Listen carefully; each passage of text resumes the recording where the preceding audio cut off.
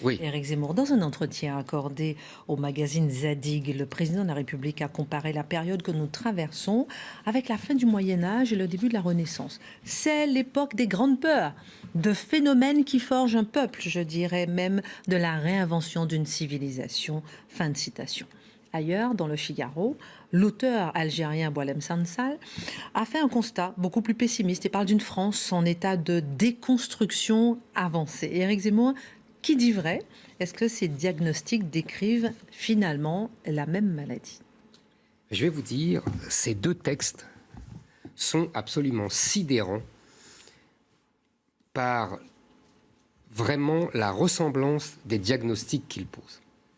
Et c'est là où vraiment il y a quelque chose d'extraordinaire. C'est ce qui m'a poussé, avec notre rédacteur en chef Thomas Bauder, à choisir ce thème d'édito.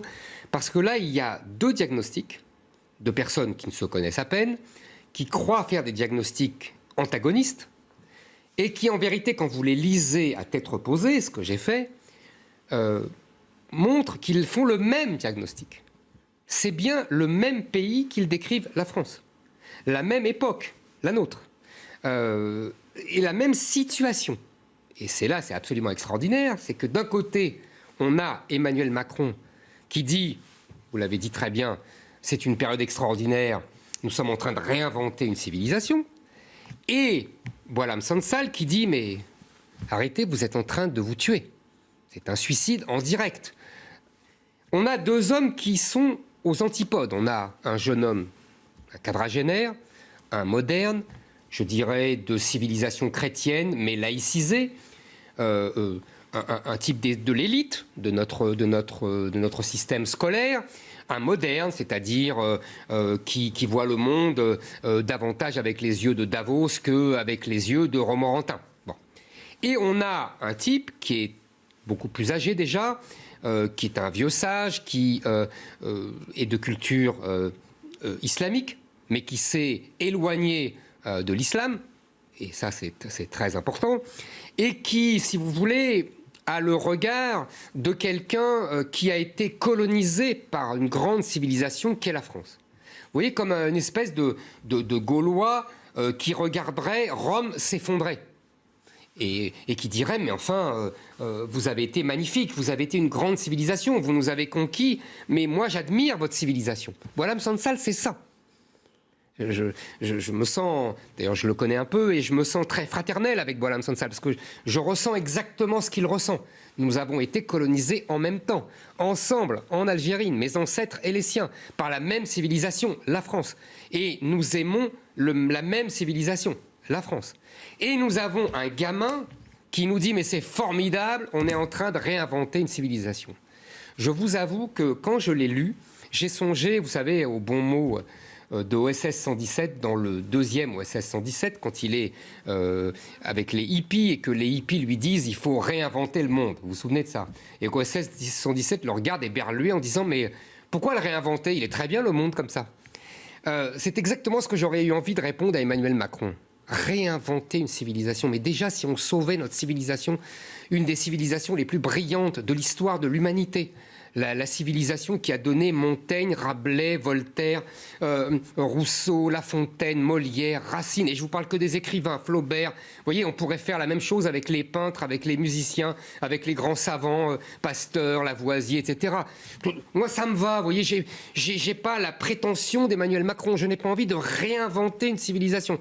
Conserver déjà cette civilisation magnifique qu'on nous a léguée, déjà, ça serait beau. Et ça, c'est le thème de Boualem Sansal, vous voyez. Il nous dit, mais vous êtes fous. Et Emmanuel Macron nous dit au contraire, c'est magnifique. On est en train de tout détruire. Vous voyez, j'ai l'impression de voir un adolescent nihiliste qui dit, ah, c'est fort, j'ai des tas de jouets, j'ai hérité de ma grand-mère de tas de jouets, on va tous les casser, ça va être magnifique, on va réinventer d'autres jouets. Ouais, ça, c'est Emmanuel Macron. Et on a un Boualem Sansal qui dit, mais vous êtes des grands malades. Vous avez une civilisation absolument admirable. Moi, je la connais de l'extérieur et vous êtes en train de la détruire. Mais il faut bien comprendre qu'il y a le même diagnostic. C'est-à-dire que les deux nous disent, vous revenez... Alors, passons sur les approximations sur le Moyen-Âge.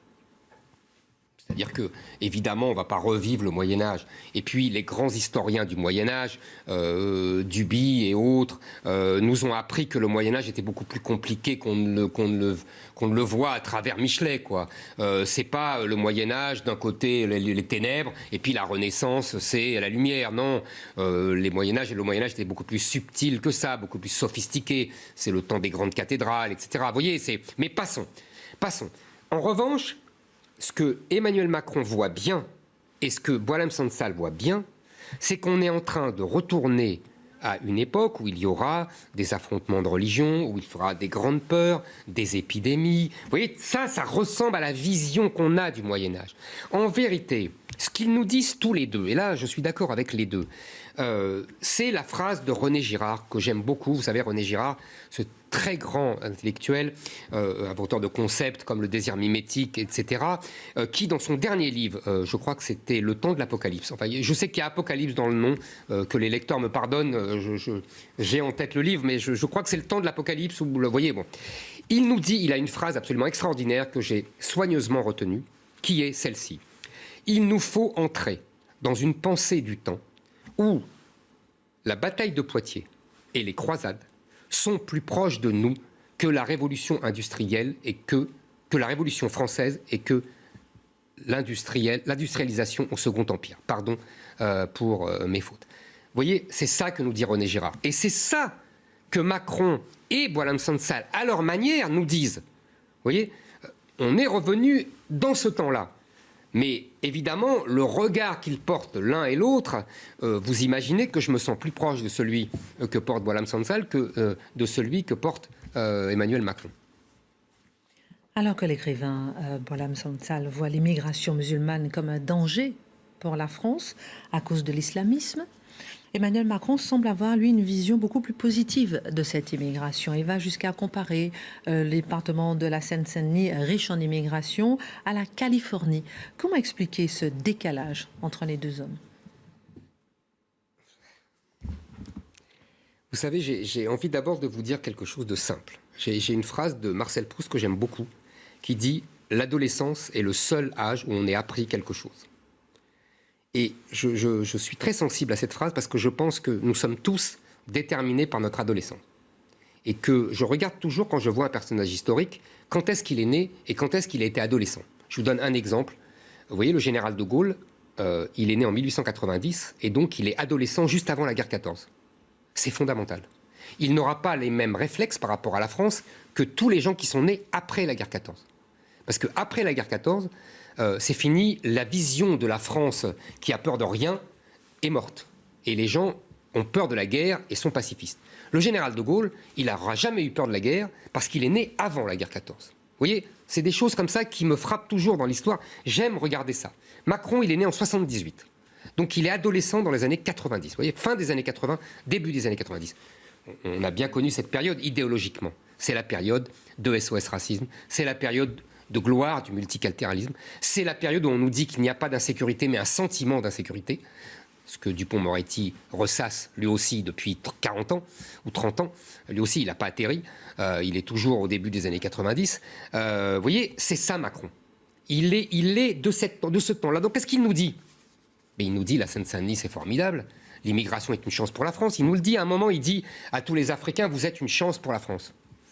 Moi, je pense que c'est la France qui est une chance pour eux et que beaucoup ne méritent pas. Mais c'est un autre sujet. Il y en a qui le méritent. Mais le sujet, c'est plutôt ça. Mais, vous voyez, il parle comme dans les années 80-90. Et il nous dit la Seine-Saint-Denis, c'est la Californie sans la mer. Alors moi, pour moi, naïvement, la Californie, c'est deux choses. C'est ma jeunesse. C'est une maison bleue de Maxime Le Forestier et les hippies. Ça, c'est les années 60-70, c'est la Californie. On est d'accord? Et deux... ou la chanson de Julien Clerc, la Californie, etc. Et deux, la Californie, c'est... Alors là, c'est nos deux économistes, c'est Google, on est d'accord. La Californie, c'est ça. J'ai pas vu de Google inventé en Seine-Saint-Denis, mais peut-être que je suis aveugle. En revanche, j'ai vu autre chose en Seine-Saint-Denis. J'ai vu un rapport sénatorial, il y a quelques années, qui disait que l'État ne sait même pas combien il y a de clandestins. Il disait 400 000, mais il ne sait même pas. Et j'ai écouté le procureur de la Seine-Saint-Denis, vous voyez, une dame sérieuse, Madame Fabienne Klein-Donati, Qu'est-ce qu'elle dit? Elle dit, c'est le département le plus criminogène de France. Le plus criminogène de France. Elle dit, tous les indicateurs sont au rouge. Ce qui nous frappe, c'est la massification des phénomènes. Et elle donne des chiffres. J'ai noté. En 2017, 84 000 atteintes aux biens, 31 000 agressions physiques, 10 000 vols sans armes. Elle dit elle-même que ça veut dire c'est très simple, on vous vole votre téléphone, votre sac, etc. et on vous tape dessus et on vous laisse pour mort. Et dans ces 10 000 vols, il y a 5 000 femmes victimes. 5 000. Et là-dessus, il y a seulement élucidation. Elle dit elle-même, hein, je tiens les chiffres de Madame le procureur, 7% des 7 000 femmes. Les autres, dans la nature. Donc, je pense que tous ces gens-là, qui ont subi ces violences, vont adorer le mot d'Emmanuel Macron sur la Californie sans la mer. Je pense que spontanément, s'il y avait une comparaison américaine, ce serait plutôt Chicago de Al Capone ou le Bronx des années 60-70, vous voyez. Mais Emmanuel Macron, lui, ne voit pas ça. Et d'ailleurs, je remarque qu'il se fait le chantre lyrique de 2 régions en France. C'est très révélateur. La Seine-Saint-Denis et Marseille. C'est-à-dire les 2 laboratoires du grand remplacement en France. Les 2 laboratoires, les 2 régions où il y a le plus d'immigrés. Et où effectivement, sa nouvelle civilisation dont il parle, qui est en fabrication, on sait ce que c'est. C'est comme la créolisation de Jean-Luc Mélenchon. En vérité, c'est une nouvelle civilisation qui est en même temps très ancienne. Ça s'appelle l'islam. Et c'est une nouvelle civilisation, oui, parce qu'elle s'instaure en Europe, ce qu'elle n'a jamais réussi à faire depuis 1000 ans, et ce dont elle rêvait. Et que les gens, j'allais dire les jobards comme Emmanuel Macron, favorisent en pensant que ça va donner une nouvelle civilisation extraordinaire. Et c'est cela que Bolam Sansal dit dans son texte. C'est exactement cela. Il ne dit pas autre chose. Pour sauver la France du déclin, Bolam Sansal s'en rapporte à un penseur arabe du XIVe siècle nommé Ibn Khaldoun. Très bien. Vous avez très bien prononcé, Christine. Bon, je me suis entraînée juste avant. Alors, n'est-ce pas une référence un peu datée pour aborder les problèmes de la France contemporaine? Ah non, je vais vous dire, le hasard, hein, parce que je me passionne pour cet auteur. C'est un très grand historien du XIVe siècle. Ibn Khaldoun, c'est un type absolument remarquable. Pour vous situer, c'est un mais Tunis, j'allais dire tunisien, mais c'est idiot, parce qu'à l'époque, la Tunisie n'existe pas, donc voilà. Mais il naît à Tunis, il va évoluer comme ça dans le monde arabe, et il va avoir d'ailleurs une histoire incroyable, c'est qu'il va rencontrer Tamerlan. Vous savez, le Tamerlan, on le surnommait le fléau du monde. C'est une espèce de Attila. Et il a négocié le siège de Damas. Alors, bon, il a négocié comme il a pu, parce qu'il a en empêché ni les viols, ni les pillages. Et c'est un type vraiment supérieurement intelligent. Et pourquoi j'aime lire Ibn Khaldoun, je vais vous dire pour 2 raisons. La première, c'est parce que vraiment pour comprendre l'univers arabo-musulman, c'est le meilleur interprète. Il a une thèse très intéressante. Il explique que Mahomet n'a pas vraiment inventé l'islam. Il a inventé ce qu'il appelle une combinaison de violence apocalyptique. Vous voyez, et il y a une formule qui est très belle qui dit c'est une combinaison de violence guerrière et une croyance apocalyptique. Et il dit ensuite sont venus les juristes. Vous voyez ce que je vous dis toujours, l'islam c'est un droit, c'est un ordre juridique. Et ben, lui dit c'est pas Mahomet ça, c'est venu après. Et il y a eu les juristes qui ont installé. Donc il y a deux choses dans l'islam. Il y a cette violence guerrière apocalyptique et le droit qui organise la société, qui dirige toute la société et les individus. Et le problème, c'est que régulièrement, la violence guerrière apocalyptique venue de Mahomet détruit la société réglée par les juristes musulmans. Et c'est ça qui fait que la société musulmane est régulièrement agitée de violence. C'est le fameux djihad. Vous voyez, c'est cette dialectique entre violence venue du désert, des Bédouins, venus de Mahomet, et l'ordre juridique très installé de l'islam. Vous voyez, et ça, c'est la première chose. Et puis, il a une thèse absolument passionnante. il fait si vous voulez, l'histoire des sociétés, il les définit par une dialectique entre les sédentaires et les nomades. Il dit il y a des sociétés organisées, civilisées, ce sont les sédentaires. Les gens sont organisés, il y a le droit, on paye l'impôt, il y a l'État qui est organisé. Et puis, il y a aux frontières de ces sociétés sédentaires des nomades qui sont à la fois en dehors de ces sociétés, ils ne payent pas l'impôt. Ibn Khaldoun explique très bien que la différence, c'est ceux qui ne payent pas l'impôt et ceux qui payent l'impôt, et qui régulièrement viennent essayer de piller ces sociétés riches, puisque évidemment les sociétés sédentaires s'organisent, travaillent, contrairement à ces nomades, et que les nomades sont jaloux de cette richesse, et donc ils viennent piller. Et il explique très bien que régulièrement les sociétés sédentaires, qui sont de plus en plus pacifiées, ont besoin de défenseurs, et donc prennent ces nomades comme soldats. Vous voyez, un peu comme les Romains ont fait avec les barbares. Ils les ont mis dans l'armée romaine. Et puis après, les barbares ont retourné leurs armes contre la société romaine. Et bien là, c'est la même chose. Il dit il y a des sociétés sédentaires régies par le droit islamique. Et puis il y a les bédouins, ce qu'il appelle les bédouins, donc les nomades, qui viennent régulièrement et qui peuvent détruire cette société sédentaire qui fait appel à eux. Et là, qu'est-ce qu'explique Boualem Sansal dans son texte se référant à Ibn Khaldoun? Il dit, voilà, la société sédentaire, c'est nous, société hyper pacifiée, qui ne connaît plus la guerre depuis 50 ans, 70 ans, et les nomades, ce qu'il appelle les bédouins, ce sont évidemment les travailleurs maghrébins, africains, qu'on a fait venir. Pour définir un bédouin, il dit « une réserve considérable de violence en désir de la civilisation perdue ». Une réserve considérable de violence en désir de la civilisation perdue. Et je trouve que c'est exactement notre situation.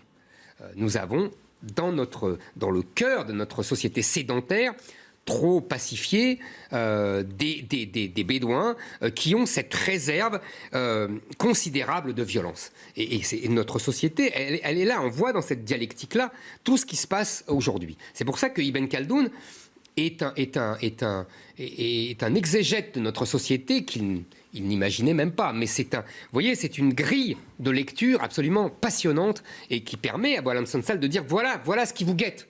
Voilà ce qui vous guette. Ce qui vous guette, c'est le syndrome d'Ibn Khaldoun. En fait, bédouin sans avoir la violence.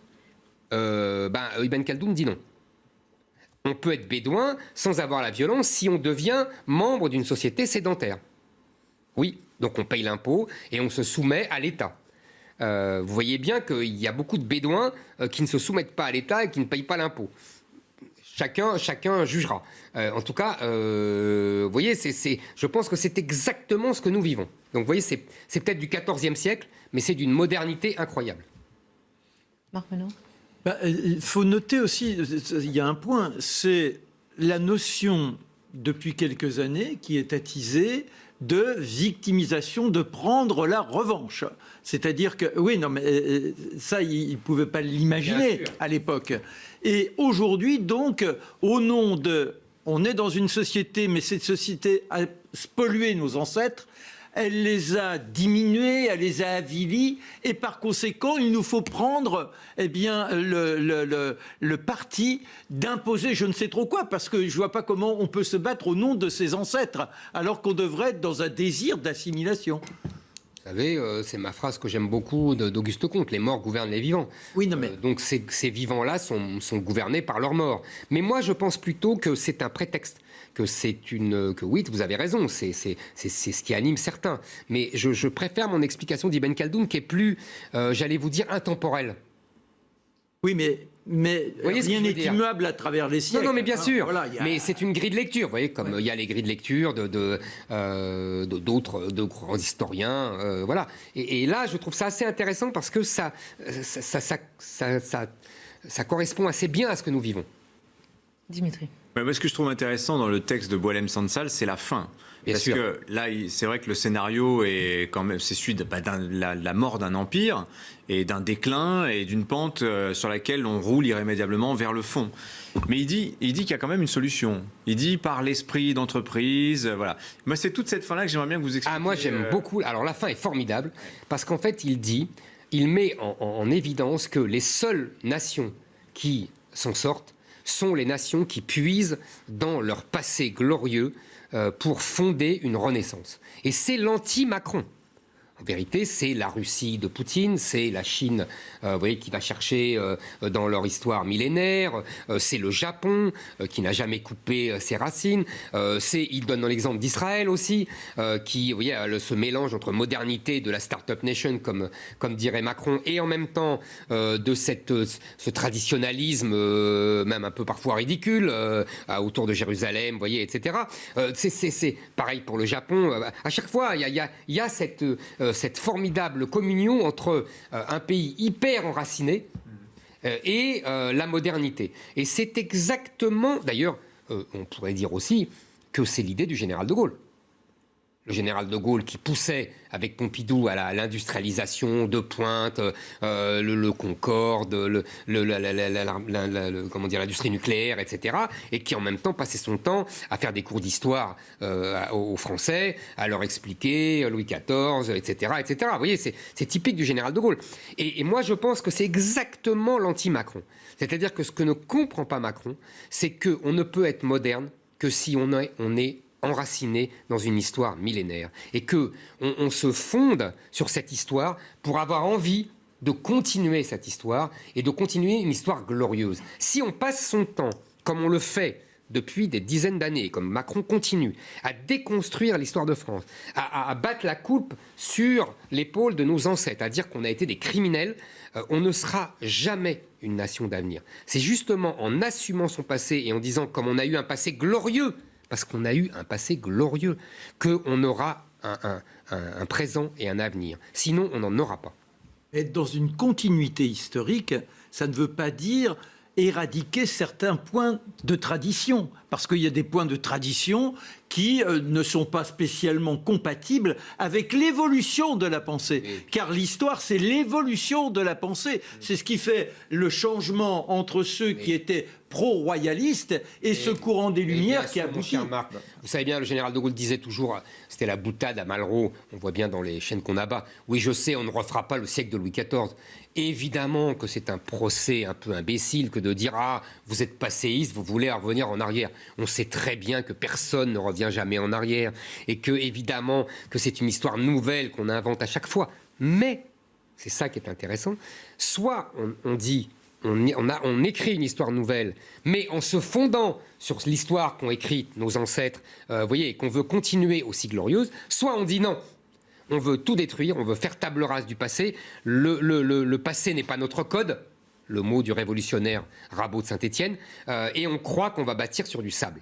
Je crois que c'est ça, vous voyez, l'alternative qu'on a, et que Macron est sur la seconde, et que moi je privilégie plutôt la première, et que c'est ce rapport entre ces deux textes qui évoque cette différence. S'il fallait un mot pour conclure, il nous reste 20 secondes. Oui, non, être héritier d'un courant de pensée, c'est ça que je dis qui est important. Mais même de toute une histoire. Oui, non, mais bien sûr. Non, mais je veux dire, faut tout prendre. Non, mais il n'y a pas un courant de pensée. Non, mais c'est pas ça. C'est qu'à la fin, le fruit, c'est ce courant de pensée qui d'ailleurs a une volonté. Non, parce que ça, c'est imposer un courant de pensée. Le mot de la fin.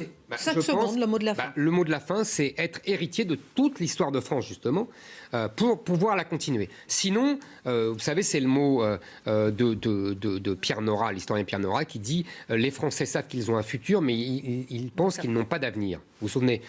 Donc, si on veut avoir un avenir, et pas seulement un futur, il faut assumer et même glorifier son passé. Merci à tous pour cette émission. Merci Éric Zemmour. Excellente suite de programme. Tout de suite, Pascal Praud.